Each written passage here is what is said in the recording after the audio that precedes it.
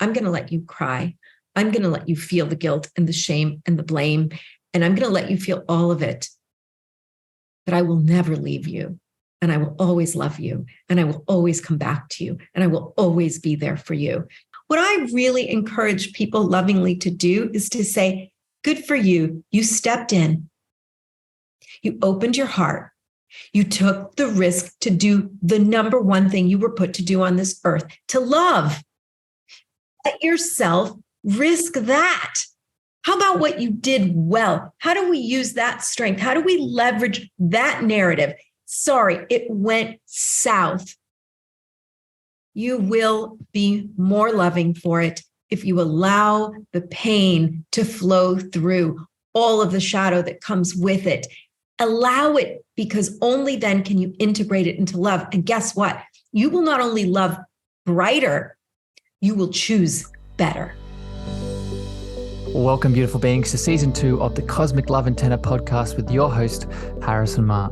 This podcast sets the loving intention of creating the mystical space needed to pull back the layers restricting health, alignment, and love. Now let's walk you home to your cosmic spiritual heart space.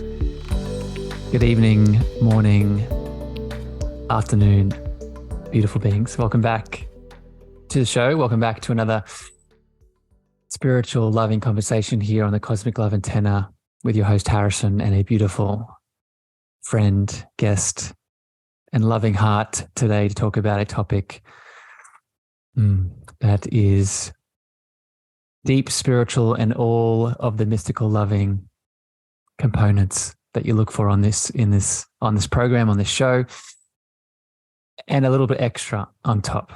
But before we get into that, I want to remind everyone that's tuning in either live on Facebook, LinkedIn, YouTube, or returning on the podcast, if you get a bit of value out of this conversation today, please share it far and wide with a friend, a family member, a lover. When you do that, it helps the algorithm, it helps the show expand. It also helps me know what you want more of, right? So when you share it, when you leave your feedback on Apple and Spotify, it helps me construct and tune into topics that are going to light you up.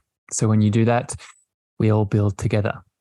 I'd also recommend, if you're watching live here today on Facebook and YouTube and LinkedIn, you can leave your comments as we flow throughout this chat, and we'll add in your beautiful voice into the conversation if anything bubbles up. Speaking of that conversation, what are we talking about today? So today's chat is about all things. We're going to start talking about heartbreak and how to move through that.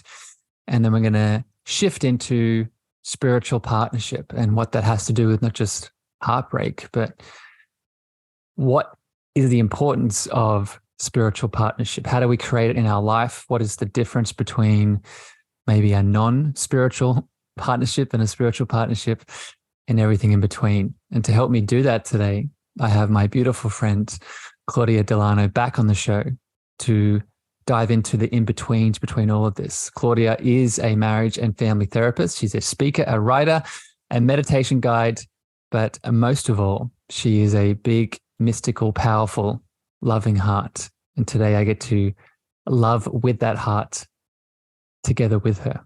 Claudia, welcome back to the show. Oh, thank you for having me. I'm always honored to get to share any time and space with you and talk about this really important topic, because it is a rite of passage in our lifetime to deal with our heartbreak. And as you talk to your viewers about building through their feedback, I think such a parallel to building ourselves and our love lives through our heartbreak and our spiritual connection to our partners. So I'm ready for you. I can feel that readiness, my friend. And I think this is one of the reasons that we're friends, where we're not just colleagues, we're not just, deep connections. That I resonate with your heart because you hold that spiritual perspective so deeply. And I guess where I want to start this conversation today is really my intention for doing this conversation to begin with. These topics of these shows, they move through me every week, right? That's normal. But today's chat was a bit more, how should I say, a bit more driven by my own desire to question feelings, question emotions, question both these topics, heartbreak and spiritual partnership. And in my life this week, I had a significant dynamic in my life shift in an unexpected way. And in that shifting, a lot of old sadness, old judgment and anger and abandonment wounds and rejection wounds came up. And I was questioning myself in many ways and questioning my choices, questioning many aspects of self. So with that intention in mind, I want to get straight into it, my friend. And I will just throw this out there for people listening, people tuning in. We are going to be referencing a resource today, and it is a book called Spiritual Partnership by Gary Zukav. Did I pronounce his last name right? Yeah, you can see it. You have to unmute on your side, Claudia. Yeah, you can see it. You can see it, a bit blurry. But yeah, that's the resource, Gary Zukav. So we'll be referencing that, and we'll come back to it, and I'll point it out. And highly recommend people tuning in read the book. So Claudia, let's start this chat. Let me ask you a very sort of straight into the depths question. When someone moves through heartbreak in their intimate relationships, what is the first step that we must take? Wow. That's a really big question. I think that, like all grief, the journey is very individual. We all have initial reactions that are shaped by our life experience and our ability to allow ourselves to feel in that life experience. So somebody might turn right around and immediately tune out, right? Maybe they'll drink, maybe they'll party, maybe they'll start going out. Someone else might really withdraw and start pulling in order to cope with those feelings. I think that the most important piece is the one that hurts the most and feeds us the most. And it's simply to allow all of the feelings to literally flood our heart and our system, because they are an indication of how willing and how ready we were to open up our hearts and not love another, simply love. Yeah. So that first step of feeling all the feelings, I think everyone tuning in, myself included, will have some understanding around, right? And I want to welcome Sarah, Josephine, Darlene in the Facebook chat. I see all your beautiful love already coming in. I think we can all relate to that, the feeling all the feelings. And what it brings to mind, Claudia, and this is another question I want to ask you, is heartbreak the right word? Because when I think of heartbreak, I go straight to broken, right? I think I'm broken. This thing that's happened, this choice that either I have made or the other person has made, that has instigated, stimulated these feelings to move through me. In my case, sadness, anger, judgment, rejection, abandonment.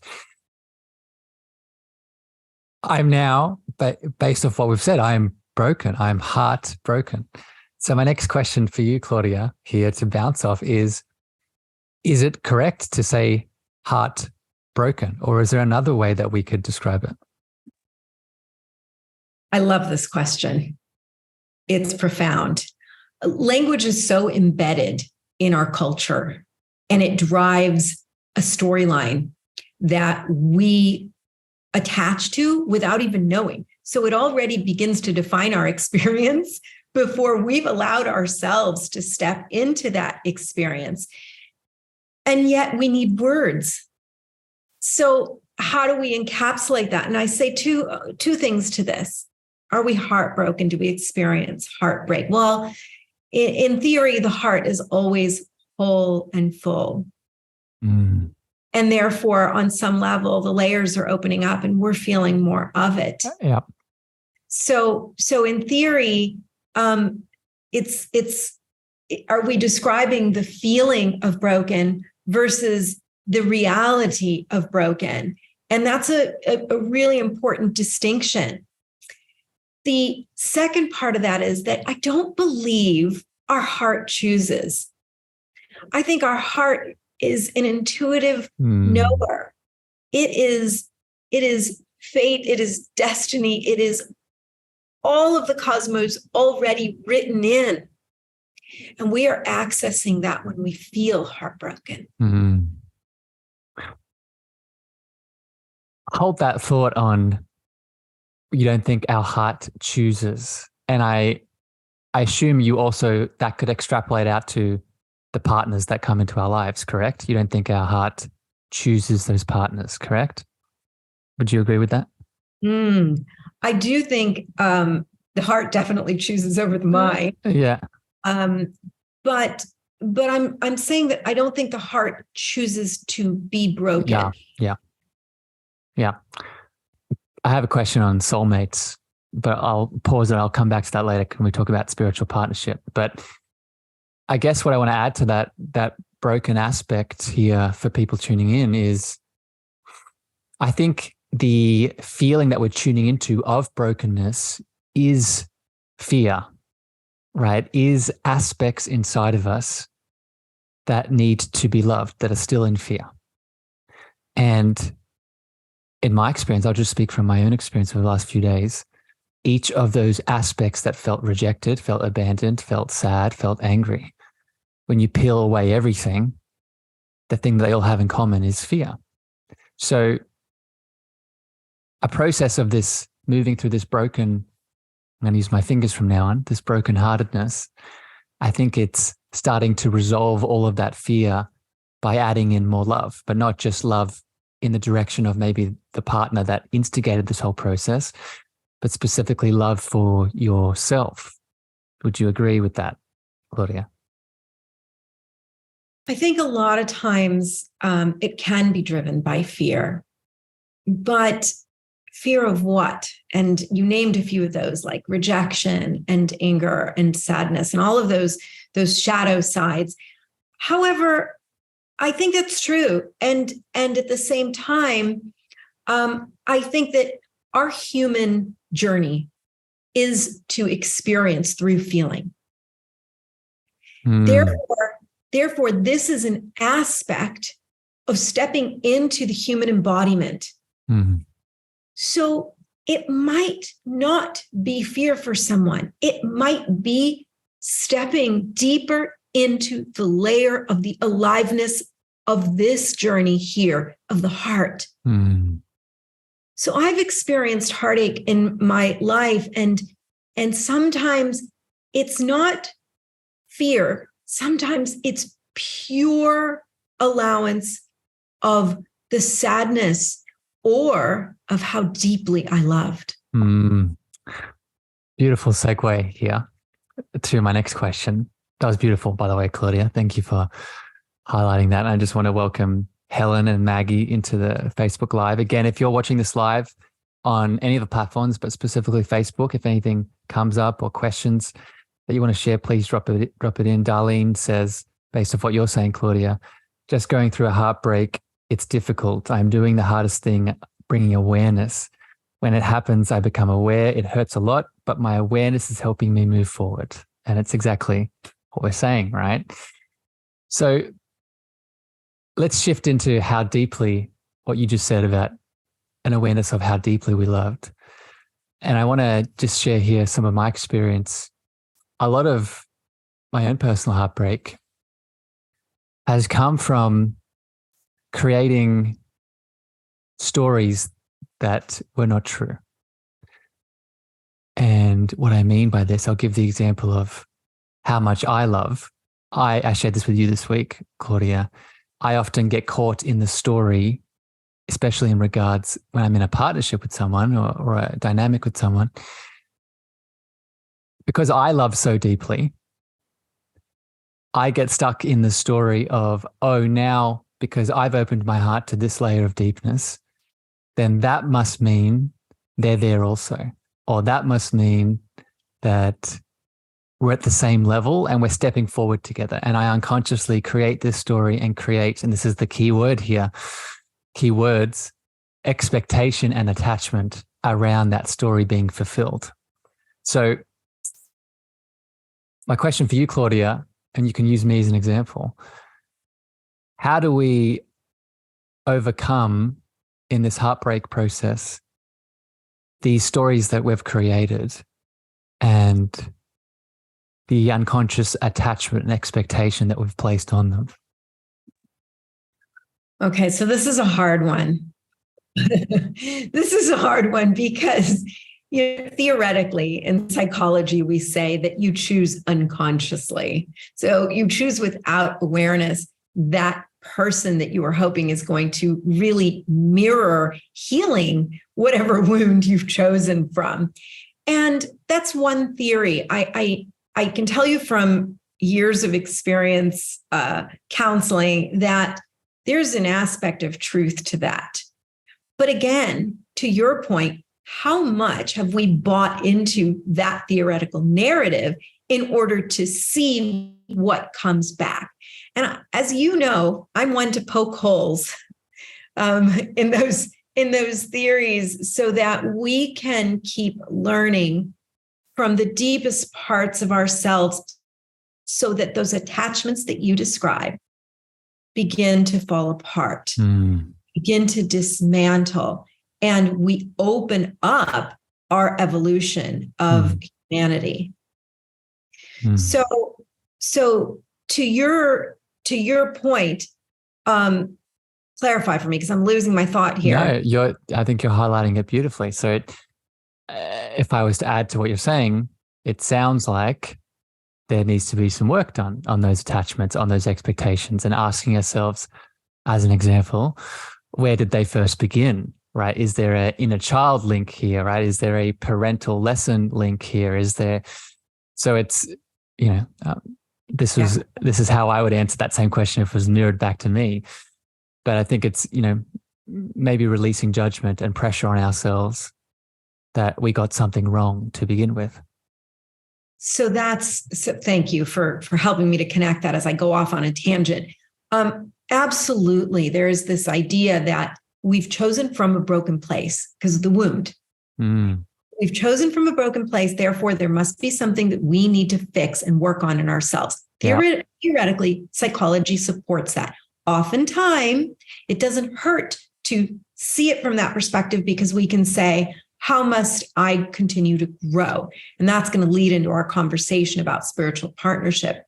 I do think that our personal growth helps us choose differently. That's not to say I chose wrong. We can use the spiritual interpretation and say, I chose the lesson that I needed. Yeah. Perhaps that's another theory. Yeah. Or we can say, karmically, this is not how I would have chosen. And yet this was in my path. There's so many rationalizations and explanations.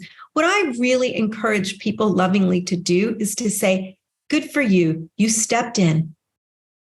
You opened your heart. You took the risk to do the number one thing you were put to do on this earth, to love. Let yourself risk that.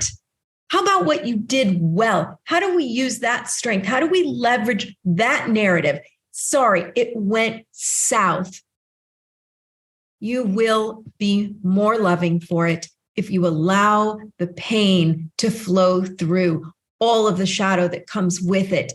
Allow it, because only then can you integrate it into love. And guess what? You will not only love brighter, you will choose better. Let's let that sit for a second. That was beautiful, Claudia. We could end the chat right there, but we're going to go much deeper. But that was profound, and I just want to pull out what you said.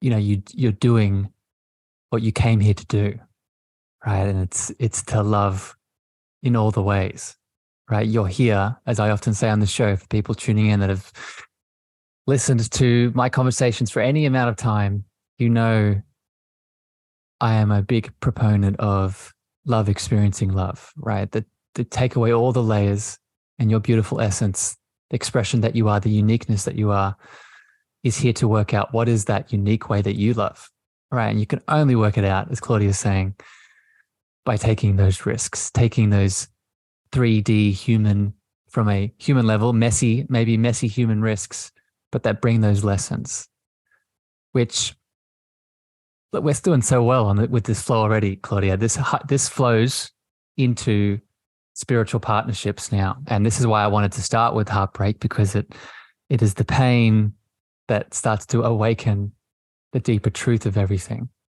So where I'd like to start with this is 2 quotes from that resource they shared at the start of the chat, the book, again, Spiritual Partnerships by Gary Zukov.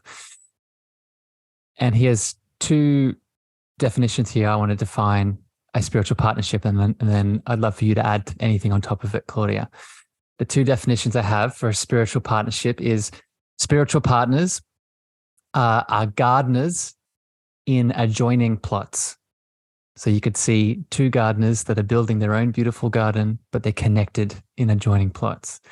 The other definition for spiritual partners is, and I love this one, they are intimate vehicles for creating authentic power. Intimate vehicles coming together to co-create authentic power. So I'll throw back to you, Claudia. Anything else you want to start here by defining what a spiritual partnership is? Well, you might do better at that, because it's been a while since I read Gary's book, but it is, as you know, really the deep guide in my life. I've read so many books and theories on relationship, and he describes the one I'm interested in living personally. So it speaks to me. And what I carry through my own interpretation. So Gary, if you're listening, here's how I twisted that. And he will be listening, because this podcast is so it gets out there. So yeah, keep going. There you go. Thank you, Gary. It's the idea, as you described, these 2 gardeners, that you are really here to plant your garden, not your partner's garden, your own, and everything that goes with that garden. So there's the nurturing of the soil, there's the feeding it, there's the water, there's the growing of it, there's the dying of it, and the having to bring it back. There is an entire element. If you expect that your partner is going to come in and do that work for you, we really get into some murky waters, because then we have expectations. You're not working as hard on my garden as I am. That's not the way I want the garden to look. When we first started dating, we both wanted the same things in the garden. Now I want pumpkins and you want squash. Well, wait a minute, right? In psychology, we've got a nasty little label for that called codependent relationship.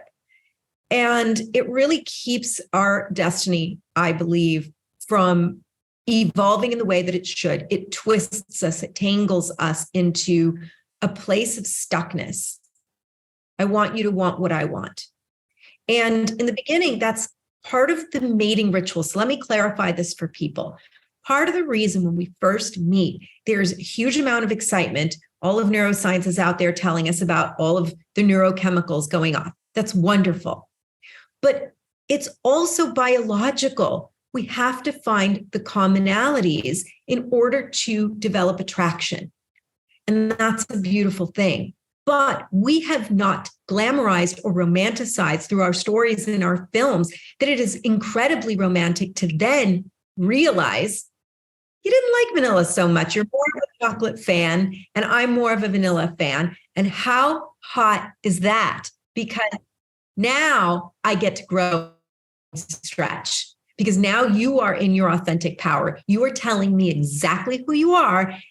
I have to come from that deepest part inside myself and figure out, wait a minute, I loved you when I met you. What happened to that? Now let me love into that, because it means that when you wake me up, I have to deeply love myself with strength, because now I cannot tolerate your difference. I can love your difference. Yeah. That's all power. And I love it. That's I think the first step here to differentiate, I don't know what you would call, but let's say a non-spiritual partnership or an old-fashioned partnership, and this new paradigm is the shifting from that my partner did this to me to my partner is on their own spiritual journey that we're walking with together individually on our own spiritual journey, and their actions are letting me see my own shadows that I can then walk into. And I want to add another little definition here for people that are starting to learn to distinguish here between maybe this old, and Gary in the book defines it as a relationship that's based off the old five senses, the human five senses, and a spiritual partnership which is based on multi-sensory awareness, right? When we start to have intuition and bringing in our clear senses, right? So an old partnership based off our human five senses would be connected to a partnership that is, and this is so key here, a partnership that is circling around safety, security, and survival, right? So if that partnership's main role is to support that for you, it's an old type of partnership. And then we shift into a spiritual partnership where we move beyond that, because we know from a spiritual lens, safety, security, and support, no one gives us that. Our partner isn't responsible for that. That is our role. That is our fulfillment. That is our need to meet. So we shift into a multisensory spiritual partnership. And this is defined as not just co-creating authentic power, as you just talked about, but living a life the heart wants to live. So anything you want to add to that, Claudia, that I missed? No, I think what you said is really apropos. It's in simple terms, the difference between I need you and I want to grow with you.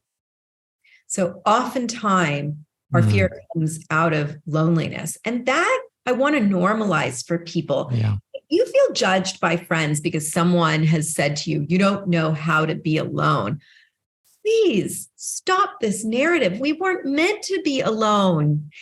It's good to know how to be alone, especially in this world, in this culture where we are extremely isolated. We are not living in the communities that we hear of in our past. That said, it doesn't mean that it's wrong to want to be alone, or that it's wrong to be afraid to be alone. The idea is to be able to garner relationships that help you to find your growth. And when we talk about multidimensionality, that means that you can honor someone's spiritual path or their path. So let me give you a real life example. In my life, and Harrison, you know this, I have a very deep spiritual life, and it's compounded by many different things, whether it's my meditation or the yoga or my readings or whatever it is, because it's embedded in so many aspects of my life. My husband does not necessarily need to sit and do sound healing bowls as often as I do, or sit with me when I do them. His journey can look entirely different from mine, but I will tell you, he will pull out a guitar and he might be there for 3 hours, and he is in spirit. He is in that connected, loving zone that when he comes out of that, I can feel it. It's palpable. Yeah, but you're in it together. But I'm not expecting him to sit in an hour and 15 minutes of my yoga practice and then my meditation practice any more than he's expecting me to take guitar lessons, or sing along. It's really honoring these different ways, but we are consciously invested. I will say at the end of it, we are consciously invested in our own personal growth in order to co-create and have a partnership that really is coming from each of us owning our authentic power. So beautiful. This segues on to another point here I want to hit on. I just want to love on all the people adding into the chat. Rose, Josephine, Darlene, thank you for your love that's coming through. Sarah just shared, going through the journey of overcoming codependency in my relationship is what triggered my spiritual awakening. And as we're saying today, right, not a coincidence for that, Sarah. Thank you for adding that in. I want to segue into what you were just saying about choosing our roles, right? This is another characteristic, another symptom, Gary talks about in the book, of a spiritual partnership that I want to pick your beautiful heart around.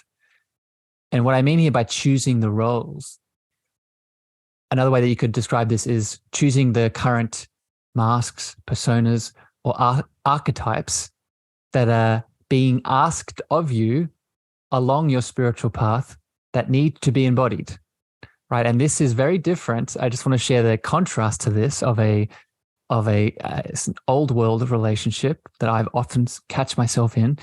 We're often unconsciously picking those roles, right? We're unconsciously falling into the victim. We're unconsciously falling into the martyr. We're unconsciously falling into the savior, the one that I fall into all the time is the teacher and the coach, the healer, right? So maybe speak to this a bit more, Claudia. What is the power of, within a spiritual partnership, together consciously, not just being aware of the roles that you need in any given moment, but stepping into them together? Oh, I love this. I love this so much. Let me start by saying that in my book, I talk about spiritual love. And for me, spiritual love is loving freely, not just unconditionally. So in my past relationships, early on in my life, I would choose partners who were the very quintessential male archetype that I was sold, right, through storybooks and films and such. For me, I have a very independent personality, a strong personality, if you will. And I would pick men that were dominant, total alpha male. You are in charge, protector, call the shots, really treat me like what felt protected, right? And a lot of women say, treated like a queen. But I'm not sure that for me, since I'm such a dominant personality, that's really what a queen is. By the time I took the traditional path of marriage, and that's a whole nother conversation we can have another time, I had done a lot of my work, and I had already been through graduate school, studied psychology, and really done a lot of my spiritual work. So when we get to know ourselves and create an independent relationship of love with ourselves, we then have a choice to choose very authentically from the heart a partner that will allow us to be all of who we are and grow within it. So I really ended up not marrying an alpha male. And that's really fascinating because it was my pattern. So when people tell you out there, whatever, work you do and you leave your partner, you're going to have to redo again in the next one. No, if you do the loving work with yourself, you can choose a partner that will help you step into a spiritual partnership. Yeah. So lots of goosebumps here today, Claudia. I just want to, Tina popped in. Tina says, I'm so grateful to be here with you in this live right now. This subject is spot on for me today. No coincidence. Thank you, Harrison and Claudia. You're welcome. And I agree. This was aligned with my heart today. And I just want to pull out what you said, Claudia, of aligning with a partner that allows you to be all of what you are. And ultimately, to do that, as you defined in your journey, we need to first do that for ourselves. We need to unlock the unconditional love that we already are, but unlock that state of, I would call it love frequency. I use the affirmation, I am all that I am, right? The affirmation saying, I love all that I am. So if you're coming from that place, then now a partner attracts into your field that is going to see that in you, right? No matter the mask, no matter the archetype, no matter the persona, that ideally in a spiritual partnership, you are consciously choosing, right? That you are moving through. They see the presence of love that you are beyond those masks, right? Is that accurate, Claudia, from your experience? I think I wish my husband would be in here to hear what you just said, because he would be laughing because he knows what all my masks are. And he sees right through them. So he's always got a chuckle going on. And I've never felt like he's actually laughing at me. I'll tease him. I'm like, you're laughing at me again. And he's not laughing at me. He's chuckling because he sees through those masks and loves through them the essence, the core of who I am, no matter which mask I've got on. And I will say that the life lesson so far, because I know there are more to come, but the life lesson so far has been that because of that free love, I have gotten to evolve in many ways. I've had many different career transitions. I've worn many masks. And I am really devoted to allowing, when the doors open in my life, to walking through them and seeing what's next for me. And it's absolutely scary because that's where heartbreak lies.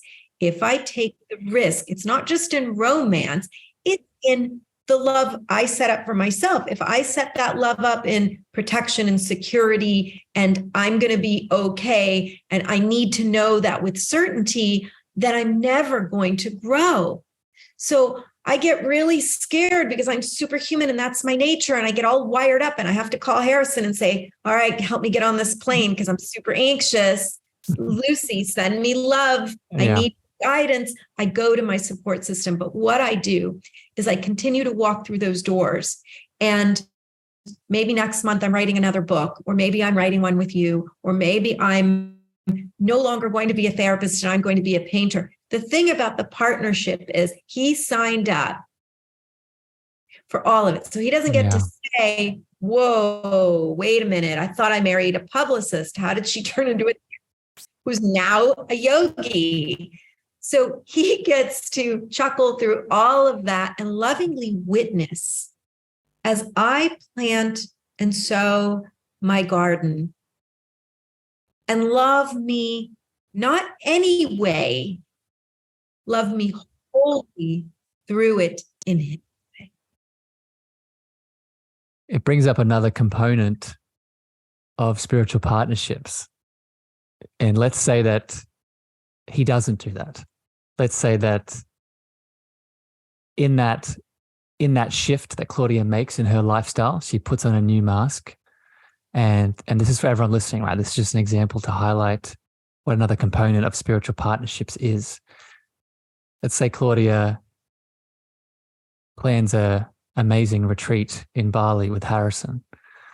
And that experience triggers in him, let's just use any example here, a wound of jealousy or a wound of rejection or a wound of abandonment. One of the other components of a spiritual partnership is speaking the secret and sharing the shadows, right? So not holding that shadow in, not pushing it away, and not even just you taking it and doing your own work, but within the spiritual partnership, feeling confident enough and maybe, let's say, loving enough and free enough within the co-creation of the authentic power to speak the shadow, to speak the secret. What is the significance of this, Claudia? So interesting. When I'm doing couples counseling, I didn't remember that from the book, but when I'm doing couples counseling, I talk a lot about truth and unveiling the robes that you're wearing in order to actually say that which you are not saying to your partner. We think that we're speaking in full truth to our partners, but we're actually not. We tend to give a message and we're curving it in order to avoid conflict, in order to not hurt them, in order to look like our best selves, all of these things. And it's not always happening consciously. So yesterday, my husband and I had stepped out to lunch, and he had a guitar lesson. He wanted me to go with him to his guitar lesson, but I wanted to traipse around Little India and explore as I do. So I don't remember exactly what he said to me, but I knew there was a message that was different from what he was saying. So I had to practice that thing which I practice with couples when they're in therapy with me, which is I had to say, what is the truth about what you want and what you're saying? I think you're really afraid we're going to get in a fight if you actually say it. So I heard it. Now I have to contain myself because I've opened the door, you see, and now I've said, speak your truth. If I bite back, which is what we do as couples, we're like, tell me the truth. Then we get angry about it. Yeah. You become your shadow in that moment. You become your shadow, correct. Your reaction. That's the dynamic. That's the way relationships work. And instead, he was able to tell me exactly what he was saying and why he wasn't saying it. And to answer your question, he went on to his lesson, and I did stay in Little India. And I heard him very clearly. And there are times when that would have gone the other way. But the important thing was that we spoke. It was spoken. It was spoken in such a truthful way that then we could accept the truth of what we were wanting. And guess what? When I came home, loving space, there was nothing that was shoved under the rug or held out. Loving space. Yeah. I think one of the biggest lessons I want people to take away from with this discussion, and this is what Claudia is highlighting, is this applies to your own self-work in general, but within a spiritual partnership, let's extend it to the dance between two people. Whenever a painful aspect of self is triggered by the relationship and it comes up in its pain, anger, sadness, judgment, guilt, rejection, abandonment, all of the things, we ultimately have two choices that we can make, right? We can either make a choice from that pain, i.e. project, blame, shame, based off what the shadow is saying. Or, and again, if people have been following the show, you know what I'm going to say, we can ask ourselves the question, what would love do? What would love do in this situation? And in that moment that we make that choice from love, we are helping to alchemize not just the shadow within us, but when we show up in that love, and I'm sure you've experienced this, Claudia, I've experienced this. When we show up in that love, we also show an example of what is possible for them, right? We say, oh, if my partner is doing it this way, I can feel the love. She didn't react. Wasn't triggered. There's a model. There's a reference point. Do you agree, Claudia, with this? Oh, I agree deeply. And I want to say to everyone out there, I screw it up all the time. I definitely don't want to give people the idea that because I've devoted a life to this kind of relationship learning, that it's perfect every time. My shadow creeps all the time. I say things that I don't mean, and I have to retract them. The deal is when you're working on self-awareness from what would love do, which is the best term ever, which I learned from you, Harrison. When I go to that place, I have a couple of things that need to happen. I need to take responsibility for not only what I said, but now the way that I'm feeling about myself. Yeah. So we act out in anger and righteousness in order to avoid feeling like crap about ourselves for the way that we reacted or overreacted. So I actually, in the midst of taking ownership, have to be loving to myself and say, it's okay, Claudia, you were hurt, you're scared, you're feeling rejected, you're worried, whatever the feeling is. And it's not just, I'm sorry, it is full ownership for the way in which I showed up. When people say you create the reality, that's actually what it really means. Yeah. It means that if you are not projecting from a place that is forgiving and loving to yourself, then what you're projecting outward is mirrored back. Yeah. That's what creating is. Yeah. One of my favorite illusions to break in reference to that is, and I share this all the time on the show, when people say, I'm not a creative person. That person over there, they're creative. Look at all their creativity. They created a beautiful relationship, or they have creative expression, but I'm not a creative person. And I like to test it. And by saying, you're creative, you're just creating a reality that is not serving you. You're just creating a reality full of limitations. You're just creating a reality in which you're attracting in the things in your life that you don't want. So how about we harness that creation energy and actually create something you do want, something you do deserve? I want to swerve here a little bit, Claudia, and ask you a pretty deep question that I don't expect you to know, because it's just a Harrison deepness question, and it's one of the things that just happens in my head, but I think it could bring a lot of value to people listening. One of the learnings that I got out of this recent experience that prompted this conversation and the topic of heartbreak and spiritual partnerships was a few moments of reflecting on this feeling I had that initially I thought was codependency. And what I mean by that was this person coming into my life and then this desire moving in me for me wanting more of that person in my life. And due to past relationships, I automatically went to, there's a part of me that needs to be filled, and I just want that person there, otherwise I can't be happy, right? Common codependency characteristics.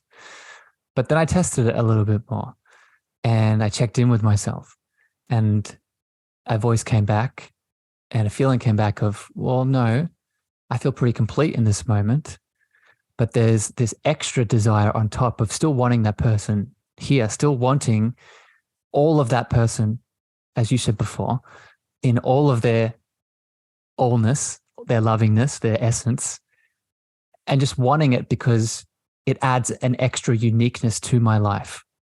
So one, I hope that's understandable the way that I described it.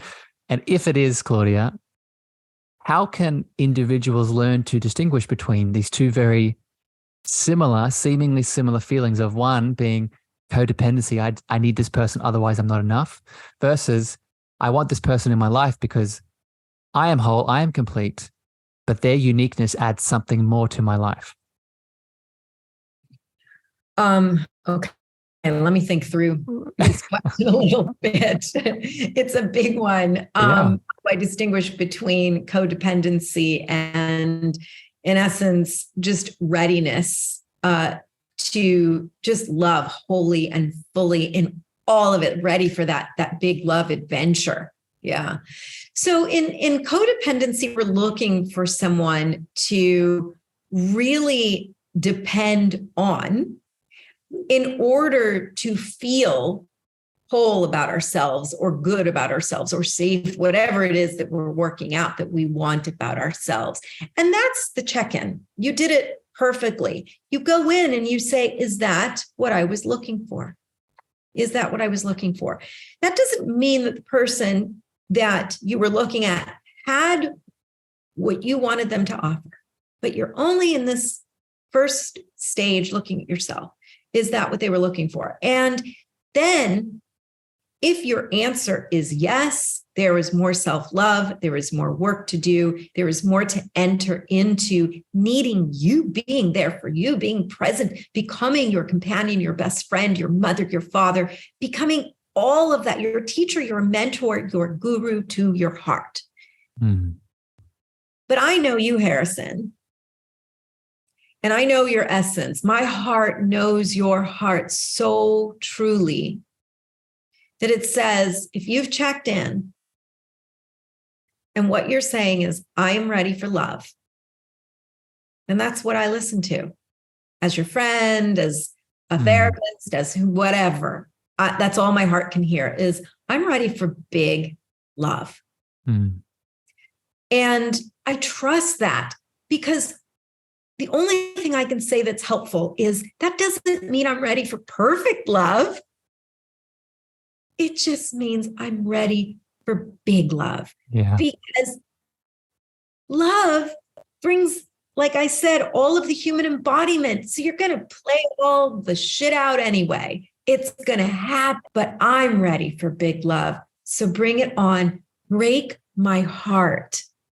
Let my heart be broken so that I can be open. Yeah.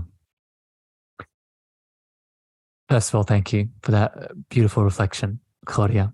And I did an episode of the show for people tuning in the Facebook group. I think it was a few days ago. I talked about connecting back into your enoughness, why you are enough. And actually, for people watching live, if you've just tuned in, this episode came out today on the podcast feed, so you can tune in and listen. And one of the things in the episode I talked about, I shared the two Rumi quotes of, you have to keep breaking your heart until it opens.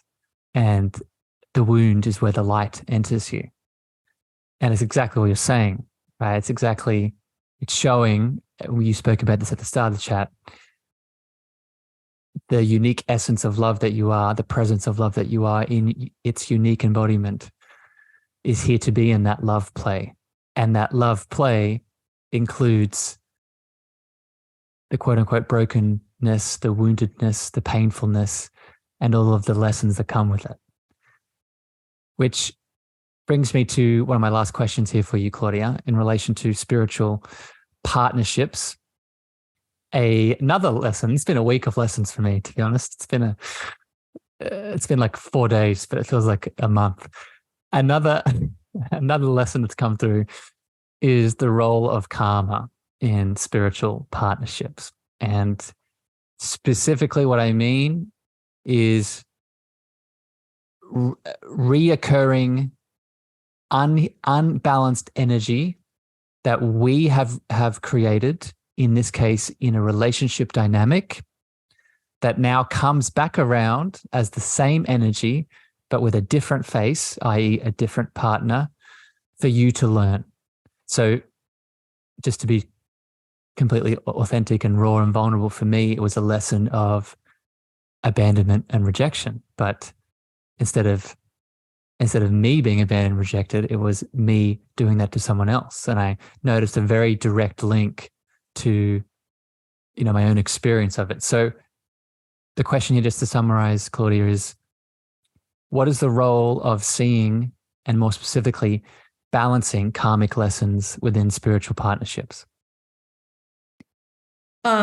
Boy, this is a big one, because we do know that you described it just so perfectly that I can't duplicate it, but we do repeat throughout different partners the same lessons if we haven't learned them the first time or resolved them the first time around.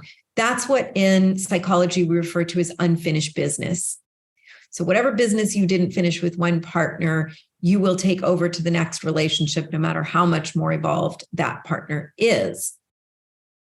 That's one aspect of it. In terms of karma, right? Because we can apply that is, did we enter this lifetime, this embodiment, in order to resolve that karma, or to take in those lessons? And there's so many different interpretations out there. I believe we're here to grow. And I believe we're here to grow through our hearts, through our love space. So when we find ourselves asking that question, the important thing to know is, what is that lesson? Pick a partner. Yeah. pick the best one that you can pick because the karma is yours. Yeah. And you're going to have to work it out. When you've brought them into your karma, it is to work that lesson out. So it can be the best partner. It's going to show up. Yeah. And I can tell you this, it's going to. It just is. It's going to come. It's there. It's happening. Yeah, it is. It is. But the thing about it is we tend to judge it. Yeah, so let me say this. That's the, sorry, I need to jump in here, Claudia. That's the big thing, right? We judge it as we are holding all of this bad until we do release the karma, we are this bad thing, right? We're holding on to this backpack of quote unquote evil choices that we've made in either this life or if you want to keep going back past lives. And until we balance that karma, or until we right the deed or wrong the right the wrong, then we're not worthy. We're not worthy of love. We're unlovable. We're broken. We're all the things. So how do we move through this? What were you going to say? That's exactly what I'm referring to, which is that we go into a place of judgment and guilt with ourselves. Why me? Why do I have to keep hurting? Why do I have to keep getting into this space? Or I'm a good person and I bring in these people who are really hurtful. And it's a valuable question to ask the why. And you can glean some beautiful analytical answers. But what do you do with the analysis, which is your question, Harrison? How do we move through it? Whatever you are seeking from that partner, that deep security, if it's abandonment, that I will never leave you. Let's talk about abandonment for 1 second, because it's here and it's in our presence. I will never leave you. I will always love you. That is the way through. It means I'm going to let you cry. I'm going to let you feel the guilt and the shame and the blame, and I'm going to let you feel all of it. But I will never leave you, and I will always love you, and I will always come back to you, and I will always be there for you because I am you. I am love. A month ago, 2 months ago, 2 months ago now, you recorded a beautiful meditation for me centered around the Ho'oponopono prayer. And that prayer, for anyone that hasn't looked into it, all the listeners tuning in, is a beautiful practice to do exactly what Claudia was just saying, to apply that, not just forgiveness, but that unconditional love with the nurturing frequency needed to meet the need, that the abandonment is being triggered from, to meet the need that the rejection wound is being triggered from.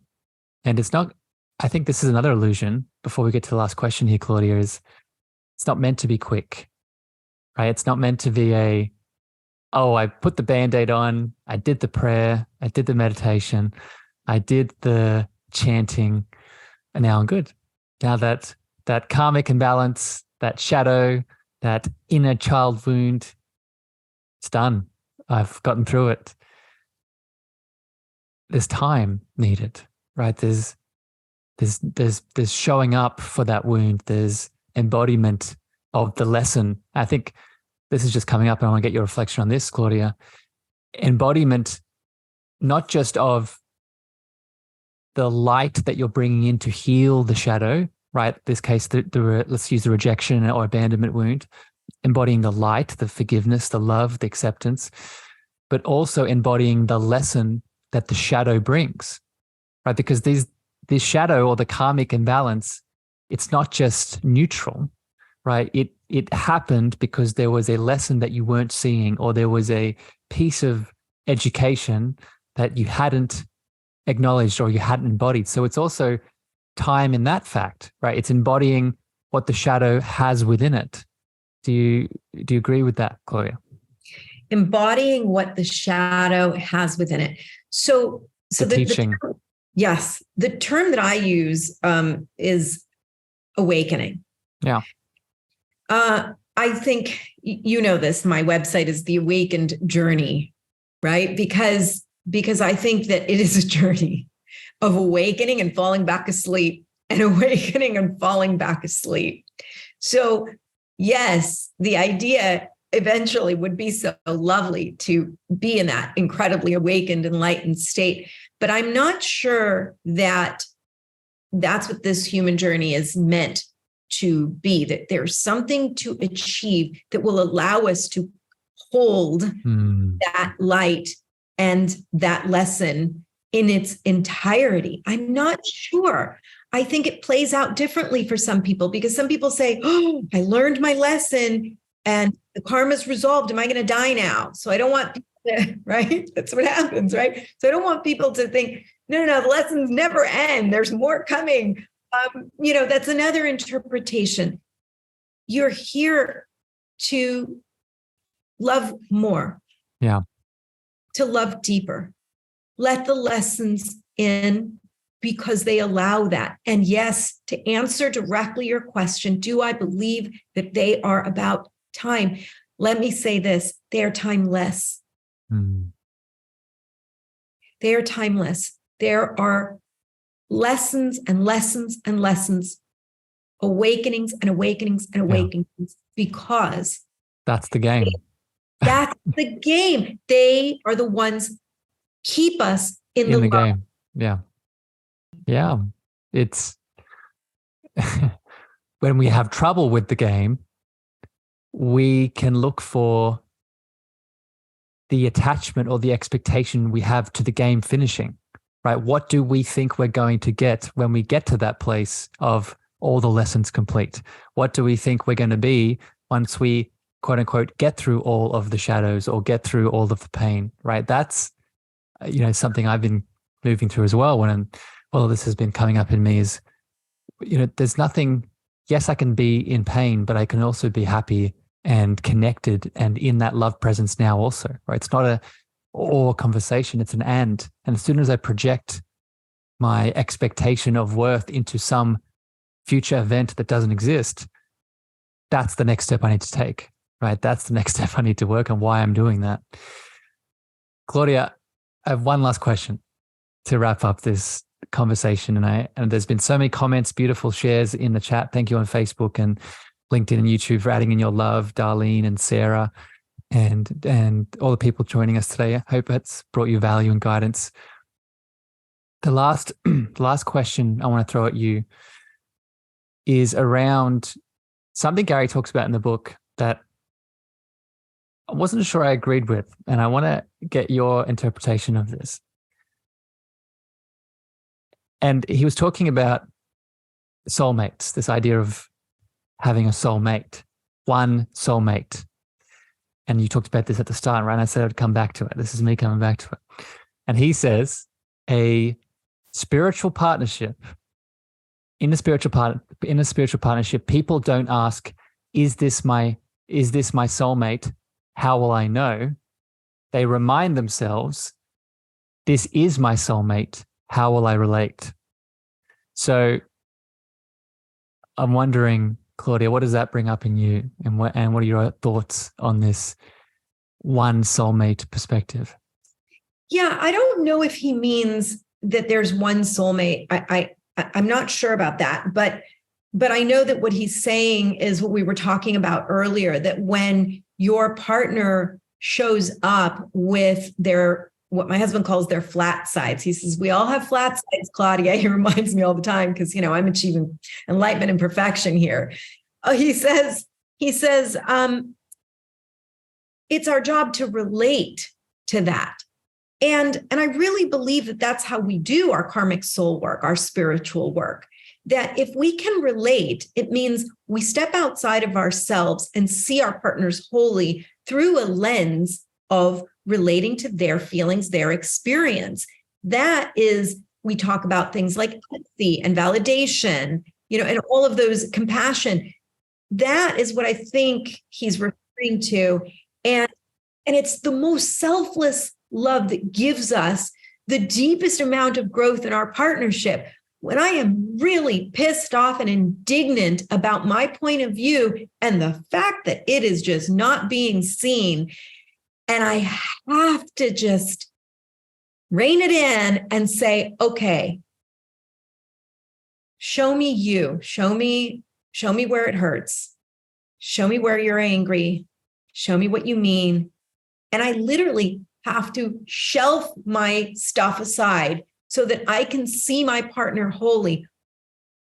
Holy cow. It is incredible how much of that thought I had to address. I didn't have to. Yeah. Yeah. As always, Claudia. Yeah, it does. As always, Claudia, our hearts are aligned. You know, when I read that sentence, people don't ask in spiritual partnerships, is this my soulmate? They remind themselves, how do I relate to them? This is my soulmate. How do I relate? It's really the difference between, you know, if we're asking, is this my soulmate? No matter what's going on, I know that I've asked that question in moments of challenge, of triggers, of wounds. That is me trying to put them in a box of what I expect them to look like, right?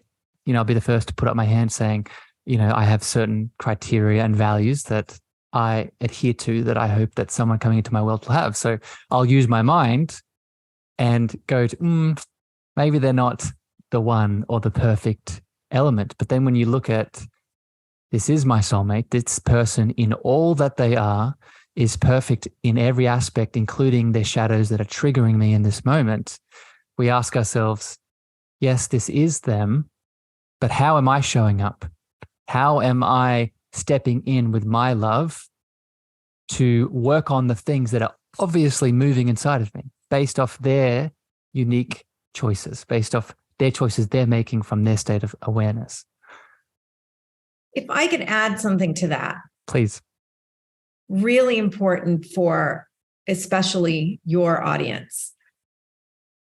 We are talking about a spiritual partnership. So I want to address the aspect of spirituality. Not everyone out there listening is interested in a relationship that includes, because I'm going to extend his definition and use our spiritual world, that includes spirituality. I want to say that partner that you choose must be aligned in your value system. So it doesn't mean that whoever you choose is your soulmate and you have to work it out with them and it's all on you and it's your karma and it's your shit to work out. That's not what I mean. What I really mean is, yes, you have to be selective about that partner. There are going to be lessons no matter what. You do want to do most of your work so that you choose that partner with the highest level of awareness that you can bring to it. But more than the awareness, the highest level of open heart that is aligned with that awareness. So what does it require to be spiritual? It really requires that your value system around how you define spirituality is aligned. So my husband and I address spirituality very differently, but I would say he's somebody who's incredibly not only open, but practicing in my spiritual world. So I love Ho'oponopono, and it's a beautiful method that I use for reconciliation and connecting in my life. He is also very aligned with that. So this isn't a partner who thinks like Claudia's the crazy crystal lady and, I'm kind of the rocker business guy. That might not make for the best match, right? Yeah. There has to be a place where we do bridge our spiritual world. For me, spiritual growth is a very important part of my value system. So when we're talking about a spiritual partnership, in my definition, make sure that you choose a partner that does not reject that value system, but is interested in having growing life. Yes. Growing in that spiritual partnership with you. Yeah. And that growing, that was beautiful, Claudia. Thank you for sharing that example. That growing, that co-creating growing, right? Going back to the analogy we gave of the two plants in the two gardening areas, co-creating in the gardening areas. They're coming together, right? They're connected, right? They have their own individual characteristics that have shared soil or shared timber or shared potential seeds, growing in your own unique ways and co-creating something more, right? So Claudia, I could talk about this all day with you, and we just don't record it. But I'm very happy that you've come on the show today to share this beautiful work that you do in the world and your insights and your love with not just me, but all the beautiful people joining in live and on the podcast. I want to give you a bit of space. Is there any other final words or feelings on your heart today in regards to these topics of heartbreak and spiritual partnership you want to share? Thank you very much for inviting me to this very intimate conversation. For me, and you know this, these are the conversations that matter. When we're speaking about our hearts, to me, we're speaking about life and truth. And to everybody listening, I do have a message. Whatever pain you've lived, whatever suffering you are in, whatever heartache you carry, it's really easy for us to sit here and say to you, that is your wealth. That is the richness. What I want to say is I send you the energy of loving awareness and wellness, knowing that we are here to heal that. And knowing that it can feel like a very hard and lonely path, even when we have others to talk to about it. It is a path of time. It is a path of trust. And it is a path of love. So from my heart to all of those of you who shared in this time and space of what I hope is pure love, I just want to say thank you. And to you, Harrison, my life is forever blessed. Gary can't be talking about one soulmate because you are indeed one of my soulmates in this lifetime. And the karma of those lessons is something that I hold deep gratitude and deep love for every day. Yeah. Received, Claudia. I love you very much. And it's funny that you brought up our friendship dynamic, because I think it could be easily, I was setting it in the context today of romantic love, but just to be clear, spiritual partnership isn't just, between two romantic partners. Spiritual partnership can be between you and children. Spiritual partnership can be between you and two friends. So I was feeling into that last night, Claudia, as I was finishing off the book for this episode. Very much I feel the same way, and I'm excited for the things that we will co-create in the future together in our spiritual journey. So for everyone tuning in, thank you for your attention today. Thank you for your love. I'd highly, highly recommend you please check out Claudia's work. Go to her website. You can see it, theawakenedjourney.com. I'd also recommend you head over to Amazon, pick up her amazing book, The 7 Destinies of Love. If this has got you activated today, that book will keep the activation going. But until next time, here on the podcast, Claudia and I send you so much love, so much light, and with all of the enlightened, loving consciousness in the world. We'll see you again very soon. Bye, everyone. Thank you for listening to the Cosmic Love Antenna with me, your host, Harrison. If you gained value or this episode hit your heart, please remember to share this out with a friend, a family member, or a lover. You can also leave your love over on Apple reviews and Spotify star feedback, and this helps me spread my frequency to more souls in need. Finally, if you want to connect with me deeper, want to reach out, interested in coaching, please follow me on Facebook, Instagram, TikTok, and LinkedIn at Harrison Meagher, spelled Meagher. Sending you so much love.